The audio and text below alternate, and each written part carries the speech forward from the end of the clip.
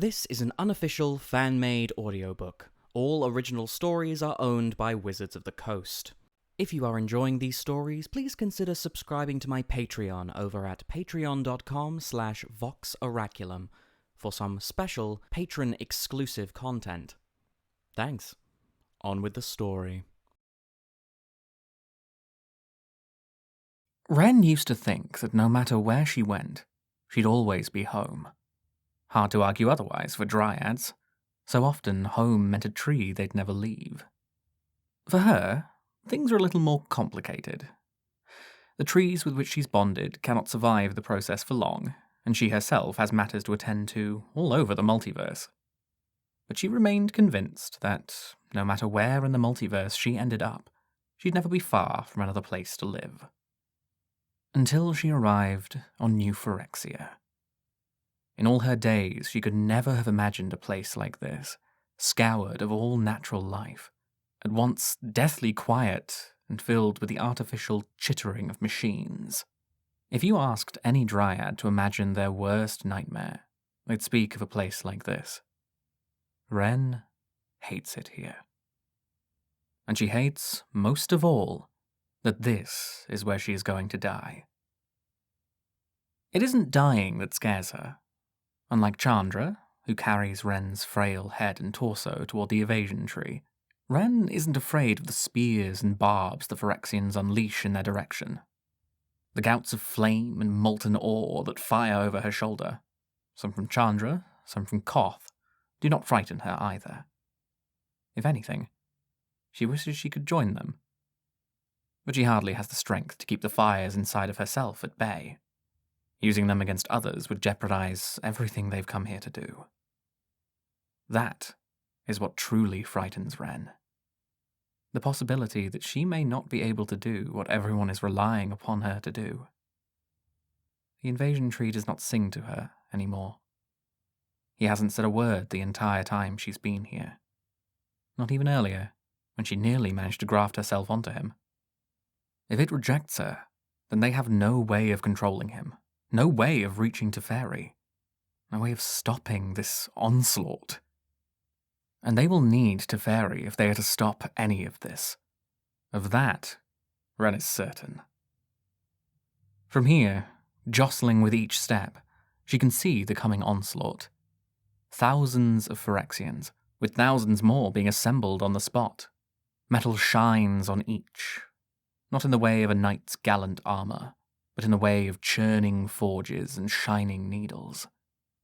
And though there are more eyes staring back at her than there are leaves in a forest, she sees no life in any of them. "This place should not exist," she says. "Tell me about it."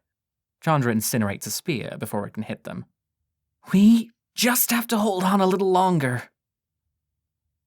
Her breathing is ragged, her steps uneven. She's struggling to hold Wrenn up. Wrenn wasn't certain Chandra would ever walk again after the fall they took. Human bodies are delicate things. Mrs. Vines caught them before they splattered against the ground. But sometimes the fall itself was bad, no matter how you landed. Yet Chandra stands and fights, no matter how much pain she must be in. "Are you in need of mending?" Wrenn asks. "I'm fine," is the pyromancer's sharp response. A rain of needles comes toward them. Koth levitates the metal beneath their feet to a shield over their heads. Needles spark as they bounce off its surface. Some find new homes in the backs of Mirrans that Koth couldn't cover. He curses, a sound like quenching a blade. "Can't keep this up forever." "It won't be forever," Chandra says. "Once Wrenn's at the tree, everything will be fine."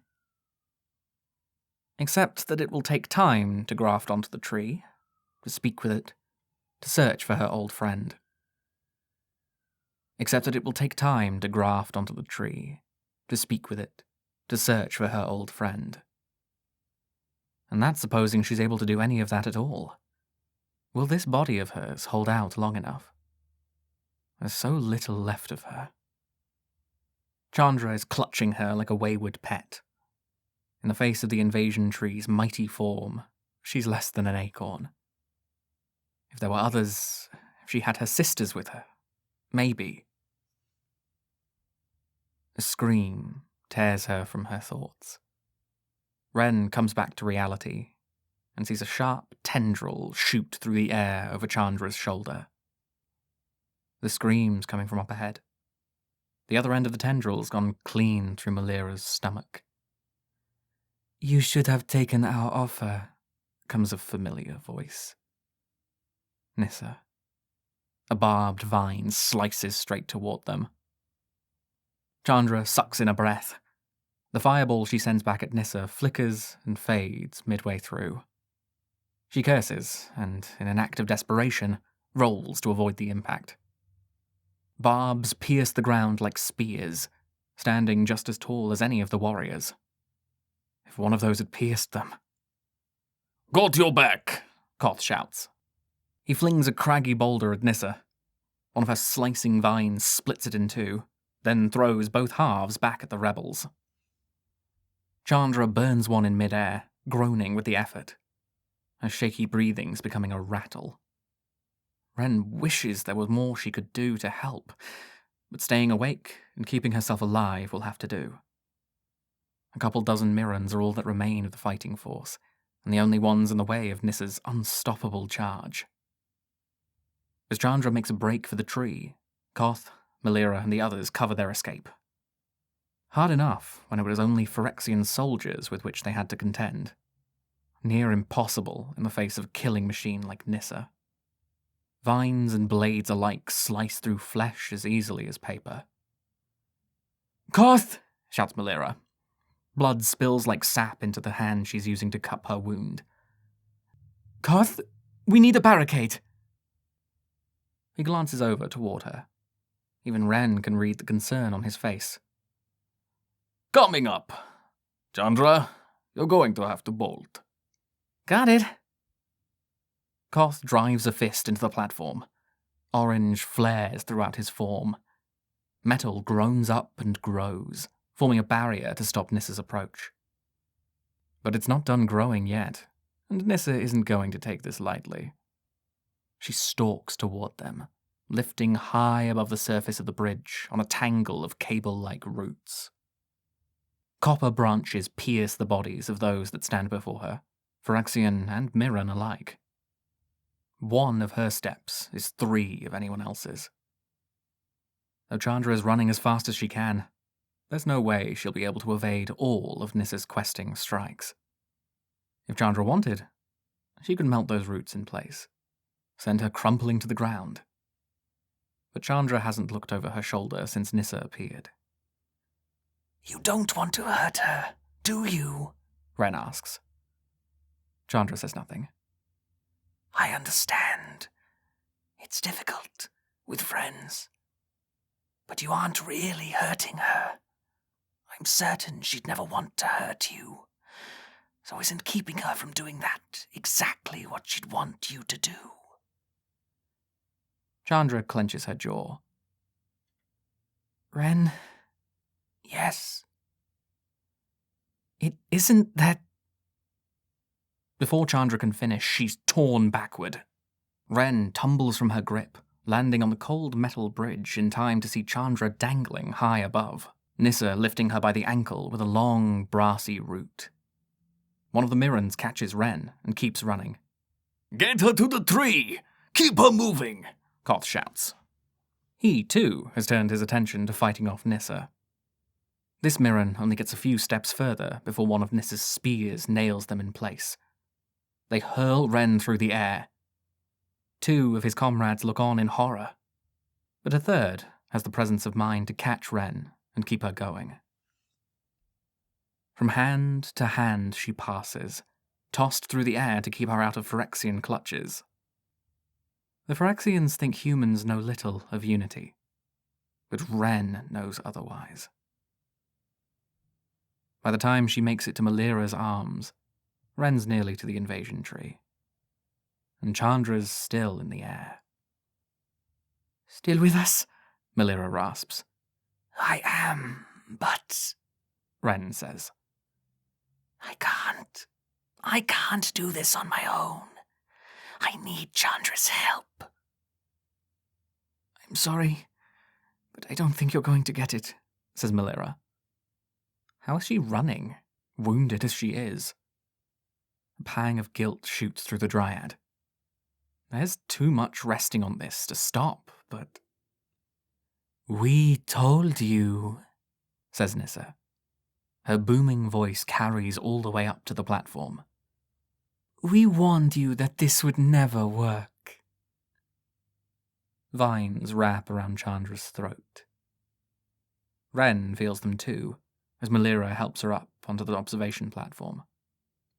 Higher and higher Chandra goes, writhing and fighting, her body swinging. How long can humans go without breathing? How do I set you up with this tree? Melira asks. Below them, Koth and dozens of Mirrans hold off the rest of the Phyrexian army at the barricades. Nissa might have been able to walk straight over it, but the others will have to go the hard way. Soldiers climb to the top of the barricade and hurl recovered quills back at the teeming Phyrexian army. Some are plucked right from their positions, taken screaming to the mass of metal and oil on the other side of the barricade. Still, they fight. Wren's tongue sticks to the roof of her mouth. Just leave me by it. But I need help with the fire. I'm sorry. That's more than I can do, says Melira. She picks Wrenn up and places the gnarled roots of her waist against the tree. But I can help you with this. At least a little. Before Wrenn can ask what she means, magic ebbs from Melira's hand, glowing a faint white. Strength seeps into Wren's bark as the glow fades. But not just strength. Something about this feels as crisp as rain, as vital as sun. Melira is woozy on her feet. What she's done seems to have taken a lot out of her. She sinks to her knees, and sits, her back against Realmbreaker's white plating. Should help. A bit. Wrenn wants to ask Koth if he'll go save Chandra. She wants to join with any tree but this, wants to hold on to herself just a little longer. She wants to help Melira. She doesn't know how she'd even start. But at times like these, it's hard to get what you want. She closes her eyes as her roots meld into the invasion tree. No, he has another name, one he prefers, and it would be rude of her not to use it. Realmbreaker. Sickness floods her senses. Oil roils over her roots, swirling with evil. No song fills her, no call of the forest, only an insistence that she does not belong. She doesn't. But no matter what Realmbreaker says, she is going to stay. Deep in the sylvan recess of her heart, Wrenn begins to sing. Of Innistrad's storied oaks, of the floating pines of Zendikar, of maple, yew, and beech she sings. Louder and louder the staggered chant of Realmbreaker. You do not belong. Something within twists and begins to pull. Wrenn yelps. She rakes her fingers against the plating, unwilling to yield. Not now. Pressure's building up within the hollow of her chest. The fire is all too eager to fight the tree's ill intent. It's searing the inside of her throat. She gives into it. The fire might well buy her enough time to fully meld with the tree. If it doesn't consume her first.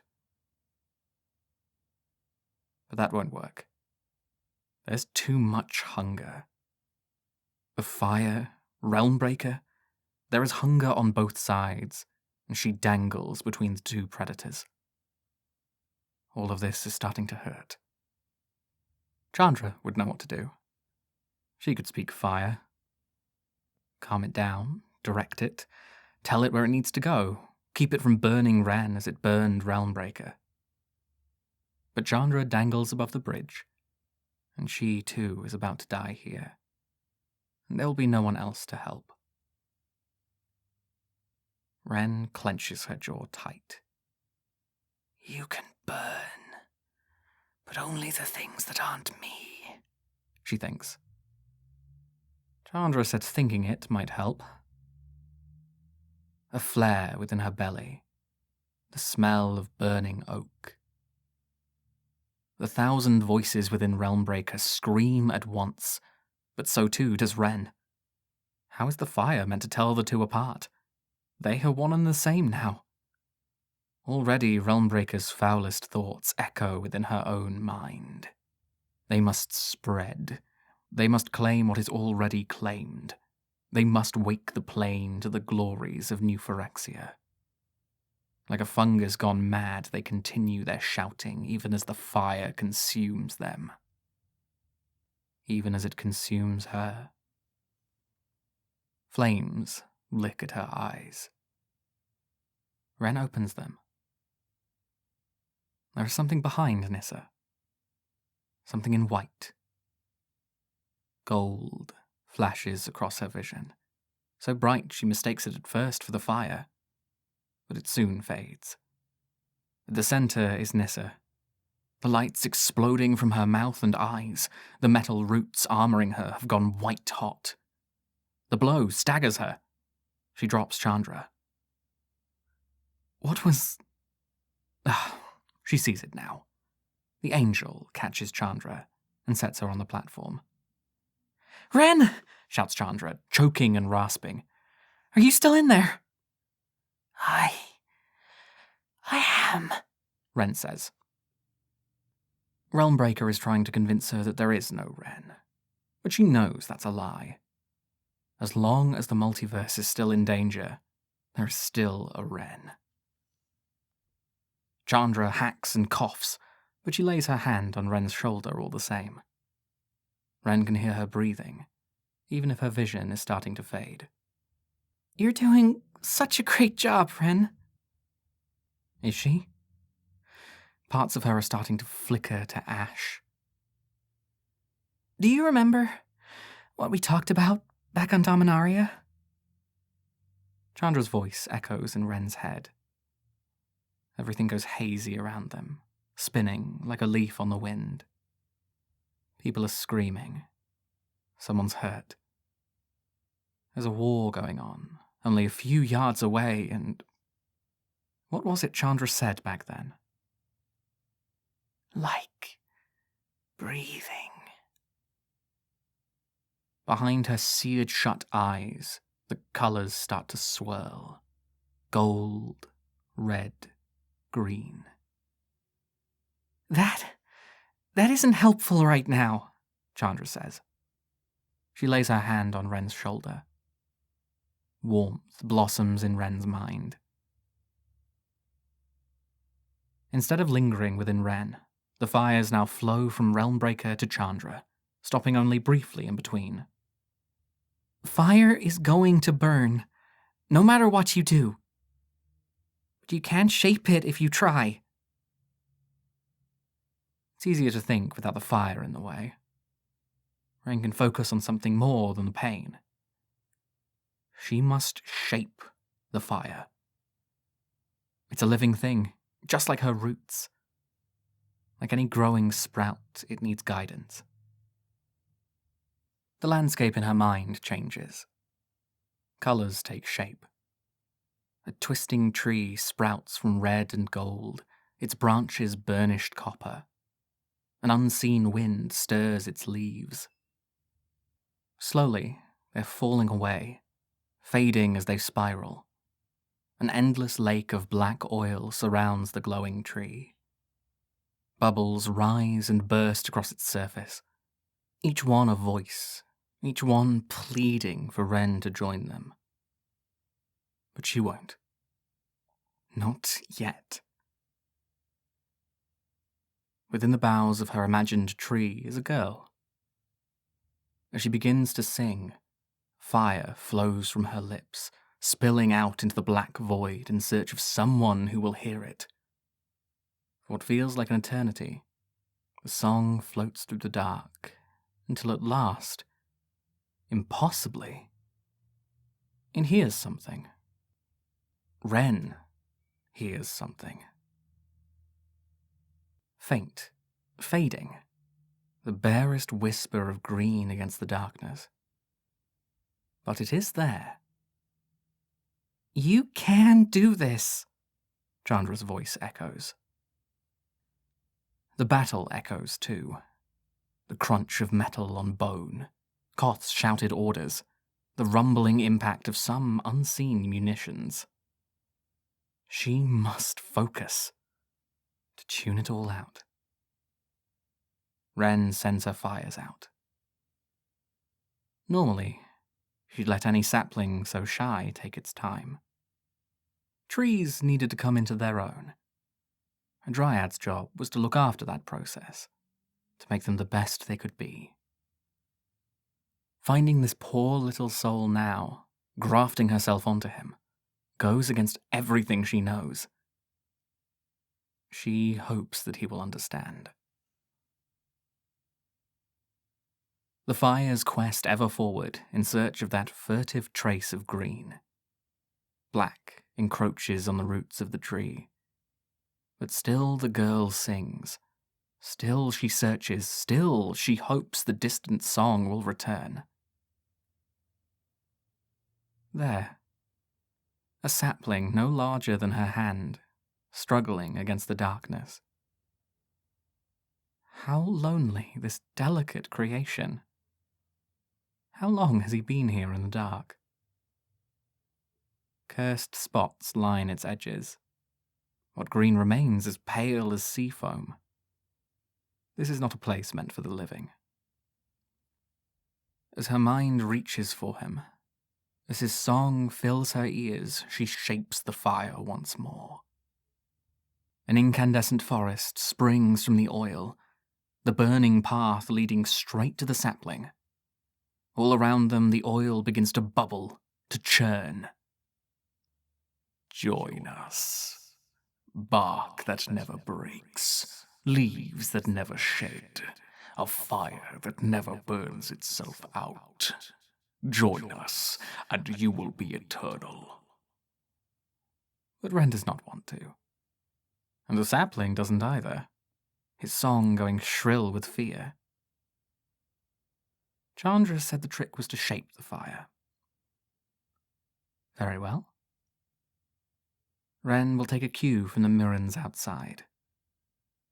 Just as they protect her, she will protect this sapling until she can sing him fully grown. Flaming trees grow to the size of mountains, their branches interlocking like the shields of Koth's constructs. Waves of black oil thrash against them, but the trees flare bright, and the oil rolls off their sizzling surface. All the while, Wrenn's flames dance about the sapling. All the while, she sings with her faltering voice. Grow, She wills. for all of us. And though the sapling was shy, he knows now, surrounded by his larger fellows, that he is safe. Wrenn's song is a dry log upon the bonfire. He grows tall, impossibly so. His song becomes a booming chant, a warrior's chant, his branches thick as boulders. How handsome he's become. Happiness wells up within her. She feels herself smile, although she isn't certain how. Her body is distant and cold. Only the fires here give her any warmth. But what will they do once those fires have burned themselves out? Wrenn doesn't know. But she does know she's got a fine new partner. "Hello, 8, she says. "Let's introduce you to Teferi." 8 knows he doesn't have long. The same fires that protect him will soon engulf them both. With her other hosts, she'd learned all sorts of things about them, which waters they favoured, how the sun felt against their leaves. But with 8, there's only room for one thing: letting him grow. Perched on his branches, Wrenn shoots through the dark like a star through a moonless sky. 100 years of growth, 2, 3 happen in the span of seconds. Had she a stomach, it'd be lost somewhere in the rising tides of black oil beneath them. The higher they go, the worse pain she's in, but she holds on tight all the same. The others said 8 was the kind of tree who bridged whole plains together. At first, Wrenn wasn't certain how she'd guide him on her own. She sees now that there is no need to worry. He wants to grow. All he needs is the power that she lends him. Fires churning in his belly, 8 reaches for new plains. His branches grow, splitting here and there, each its own pathway. Something in the dark gives, and soon he's torn holes all around them. Wrenn can't count them all. It is as if she has stepped within the eye of an insect. Where there was once darkness, there is now a kaleidoscope of light. Everywhere her gaze lands, there is something to tantalize it. A castle assailed on all sides by gilded oaks. A gleaming, towering city of chrome on the verge of collapse. A plain where trees and rocks and rivers explode with the beautiful, brutal energy of life. She sees a temple in flames, a sun that consumes all it touches, a river that flows blood red with the oil of its sailors. And yet, across all these disparate plains, there is some unity. Crimson skies, Phyrexian symbols, nature contorting against itself. What people she sees are always in the thick of a fight. Skulls crumble beneath their mechanical legs. Soldiers have their heads dunked into vats of black oil. Blood drips from the mouths of those who will take up arms rather than surrender their homes. Chandra said this affected every plane. But seeing it like this, all laid out before Wrenn's eyes, is a different story. They need our help, 8 says. We have to find what they haven't, Wrenn answers. I only know the places they've seen, the places they've made me go. I know a hidden place, but to find it, we have to get a little lost. 8 feels nervous below her. Wrenn runs a hand over his bark, embers trailing in the wake of her fingertips. Don't worry. We'll be together. These eyes of hers are not eyes. This body of hers is not a body. She can shed them if she wishes, if they slow her, and so she does. Vision will not help when it comes to getting lost. It'll only get in the way. The tangles of Teferi's magic aren't visible to the naked eye. You must feel them. Feel your growth stuttering, or shooting faster, your leaves going still, your flames at last held in place. The light of 1,000 planes bears down on Wrenn, but she pays them no mind, guiding 8 ever upward, ever searching. As a weaver before a loom, she guides his many branches. Here a rise, there a fall, here a loop, there an enclosure. To think about any of it would set the whole thing awry. There is a place somewhere, here, out of sight. There is a place that time cannot touch. There is a place no one would ever think to look. A place found, if only she can trace the clumsy trail of a friend. There. Vision returns as the flames roar within her. They found the right place. The sky is blue as a sapling's dream. The people, though armored, show no signs of fear. The rivers flow green. The trees bear the fruits of kind treatment. Beneath one such tree, she sees a gathered throng of people. On gently shaped stone they sit, the clothing draped across their forms, bright as jewels, their skin warmed by the sun. Among them are mages and warriors, scholars and diplomats, a queen and half a dozen farmers. In their strong voices they give thanks to all that has come before them. To the seas, the sky, and to the grand tree who has weathered so much. Among them, standing at the Queen's side, is Teferi. There is an ease to him here she's never seen before, a calm that's overtaken him. Wrenn hates to ruin her friend's happiness, but this cannot wait. He'll understand. With a thought, she calls to 8, and 8 is quick to answer. A questing branch opens a tear into this tangled bramble. Quick as its creator, the tear grows into something greater.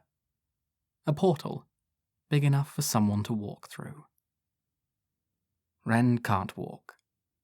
She doesn't have legs in either this ephemeral flame form or the physical one, grafted onto Realmbreaker back on New Phyrexia. 8 can't walk. He's the soul of the tree, after all. If he leaves, the whole thing will fall apart. Her only hope is to call out and hope the others notice what's happened. Teferi! The clatter of arms taken up, the hum of spells, the whisper of sandals against the earth. They've noticed.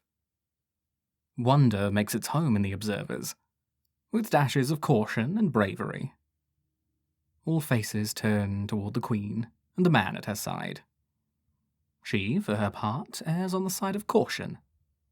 Who are you, Ifrit?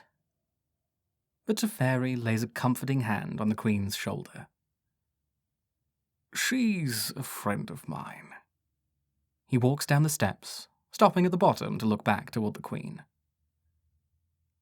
We might not have much time to finish preparations.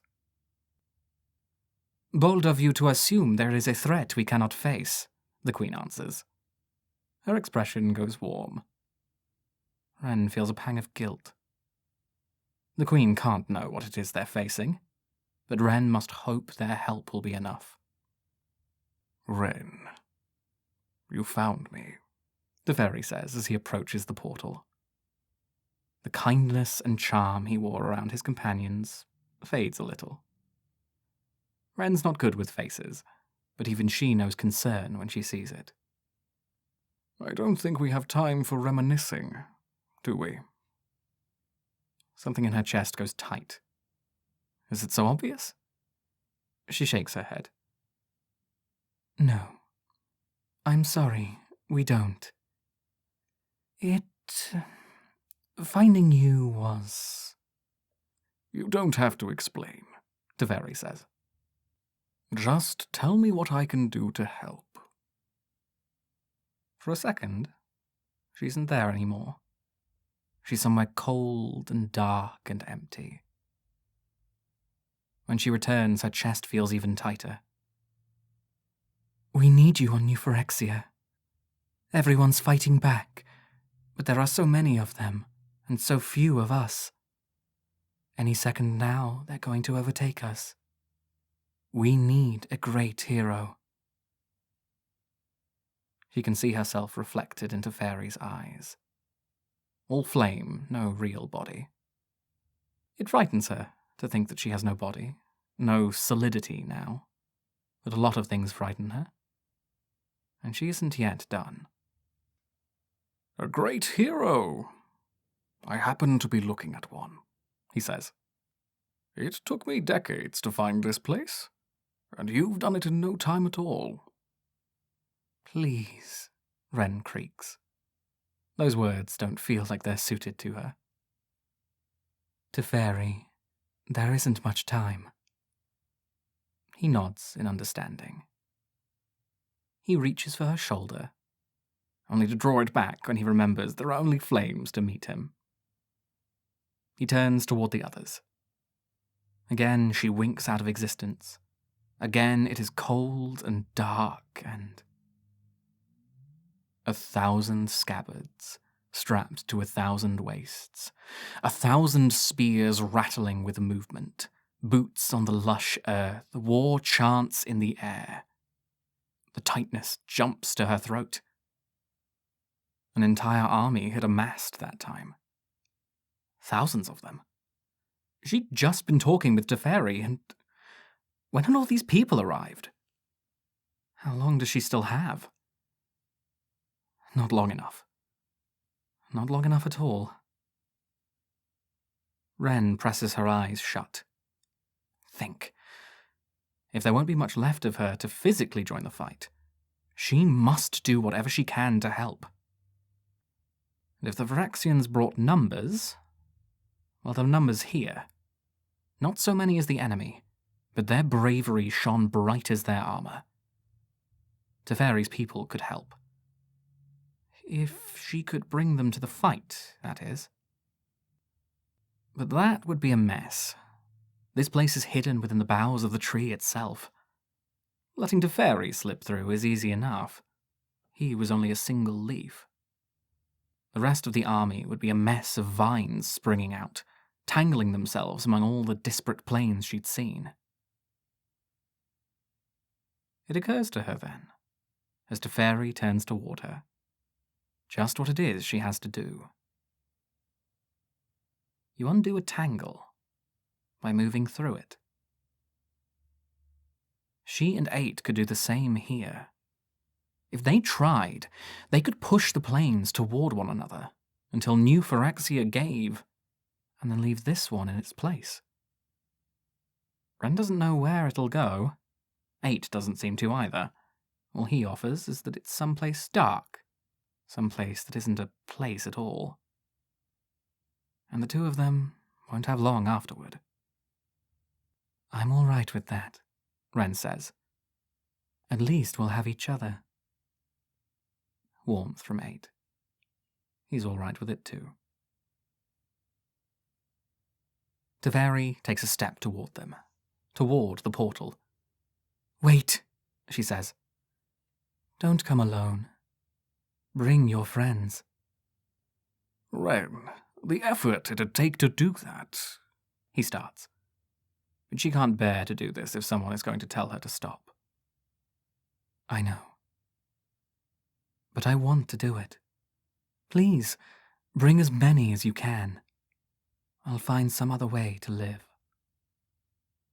Teferi does not answer, but his friends do. The warriors close ranks behind him like petals, their shields overlapping. Mages fill the spaces behind. And cold, dark, a place that isn't a place. Longer this time. Too long. This is going to be the last time, isn't it? Teferi's sent out the call. Thousands have answered, ready to rush into New Phyrexia while the two share space. All because she reached out to him again. No matter what else her life has been, she's proud of this. It was so nice to meet you, Teferi. I hope whatever remains of me will remember, she says. Teferi's smile only makes it hurt worse. Whatever remains of me will always remember my friend, Wrenn, he says. A hero whose name precedes her. Cold on the edge of her vision, darkness licking at her limbs. At least it won't be New Phyrexia. She's happier dying here, with one limb in Zelfir. Wrenn closes her eyes and does what she does best. She grows. The portal that springs up before the gathered warriors of Zalfir would put a mountain to shame. Wreathed in flame, yet smooth as the surface of a lake, it is a thing of beauty.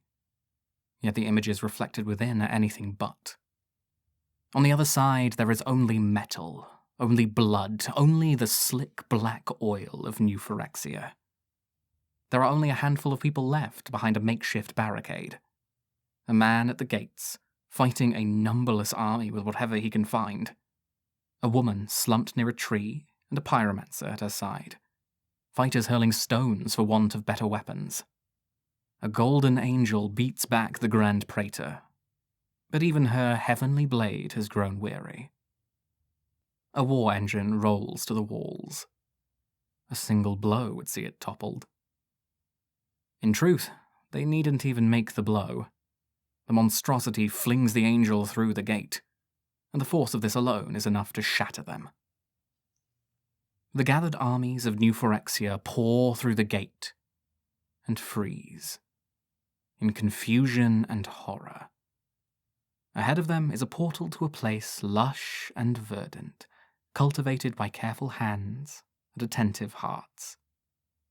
It is a thing that horrifies them. So too do the warriors who cross over the portal, and the mage who stands at the vanguard. It has been many years since they were called to war, but Zalfir stands ready. A special thanks to all of my patrons, especially William Crawford, Stormy Vasvary, and Owen Griffin. Thanks for watching and for your continued support.